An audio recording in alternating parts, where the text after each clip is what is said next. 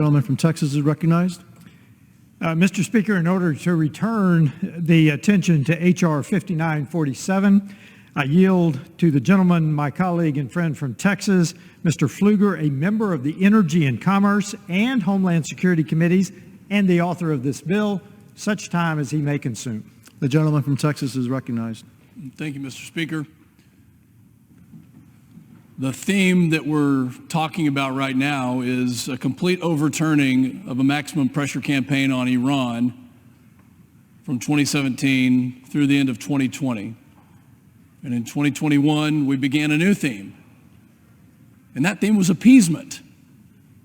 Appeasement of Iran. Appeasement of its policies. An overturning of the JCPOA.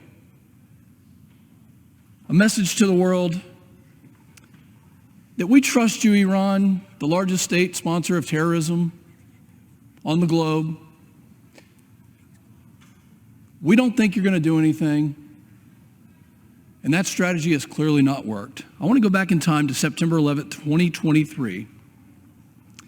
And instead of mourning our nation and standing firm against terrorism, the President of the United States took the anniversary of 9/11 as an opportunity to give Iran, the world's leading sponsor of terrorism, a $6 billion present.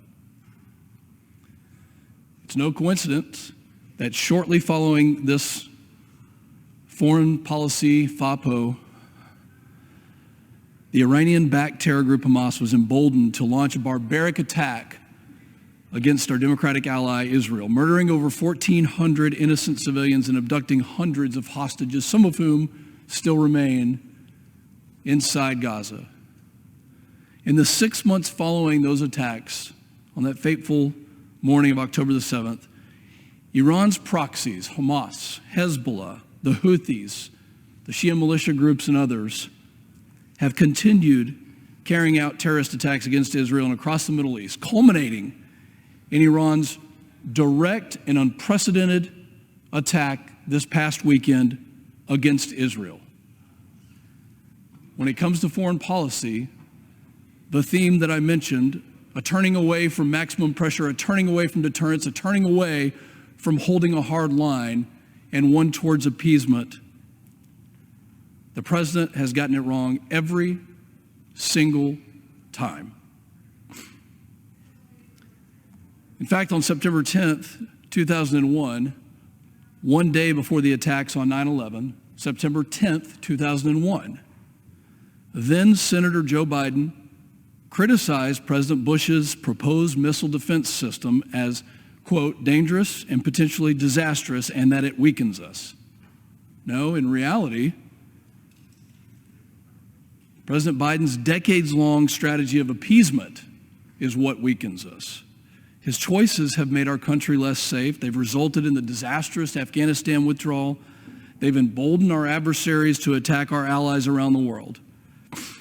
And when asked what his message to Iran was in the lead up to a possible attack on Israel that we knew about, the president simply said, quote, don't.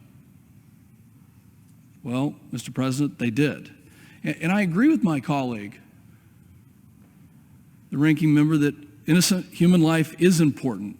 But I think the disagreement at this point in time is that we've had 3+ years of a strategy of appeasement that have not resulted in deterrence. It has weakened our interest, our allies, Israel, and others, not just in the region, but throughout the world.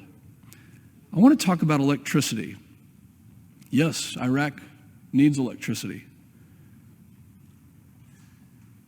But the fact is that the waiver given by Secretary Pompeo at the end of the Trump administration was predicated on the theory that Iraq would reform its electricity system and that this would not be needed for a long time. That was 4 years ago. At what point is there accountability? At what point, after waiver and waiver and waiver given, do we cut the dependency? Do we reform the system? Do we make sure that the Iraqi citizens have what they need? This administration has taken an opposite approach. You know, when you look in the news just today, everyone around the world all the major organizations, the major nation states are considering additional sanctions on Iran because they understand that appeasement doesn't work. They've made the decisions, the UN, the G7, even France have made the decisions to enforce stronger sanctions with no waivers. The theme is that President Biden over 3 years ago made a decision to go from maximum pressure on Iran that resulted in unprecedented deterrence and peace to a strategy of appeasement. And the examples are many. Appeasement and weakness have led to chaos and aggression. In fact, every intelligence briefing, every national security pundit, every talking head on TV, every person who knows anything about this subject has said the same consistent theme for 3+ years, that the threat from the Iranian regime towards the United States and our allies and partners and our interest has only increased.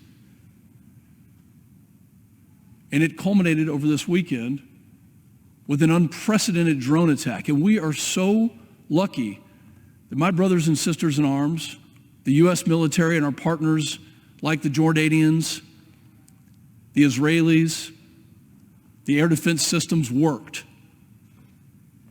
That these brave airmen, these brave air defense personnel were able to take out these drones and prevent not a single loss of life, to prevent the death of anyone inside Israel.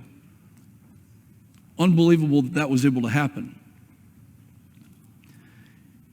The reason that we are doing this, I believe, is because the founders of this country knew that there would be a time when checks and balances had to be issued. There would be a time when we had to have a check on the executive branch because they got it wrong. This doesn't have to be a partisan exercise. In fact, I hope it's bipartisan.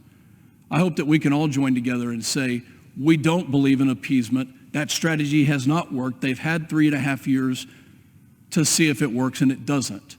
And now is the time to stand fast. Now is the time to come together and to check the executive branch and to pass legislation that prevents the rescissions of these waivers, that prevents the $6 billion gift and other gifts from funding the Iranian war machine, the terror war machine that is sowing chaos across the Middle East and even broader than that region.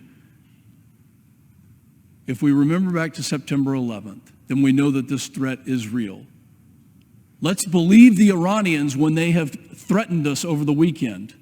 Let's believe their threats, but let's not cower to their threats. Let's stand strong. Let's show deterrence. Not a single dollar should be allowed to go to the Iranian government. Not a single dollar should be allowed to go to the largest arbiter of terrorism on the planet. I hope that my colleagues across the aisle will join in regaining our Article 1 authority, will rejoin in asserting American leadership around the globe to send a strong message, not just to Iran, but to other would-be adversaries, that we are serious about defending freedom, that we are serious about defending Israel, our greatest ally in the Middle East. My legislation permanently freezes all Iranian-sanctioned assets and prohibits the president from using any waiver authority, including licenses or guidance and otherwise, to lift sanctions.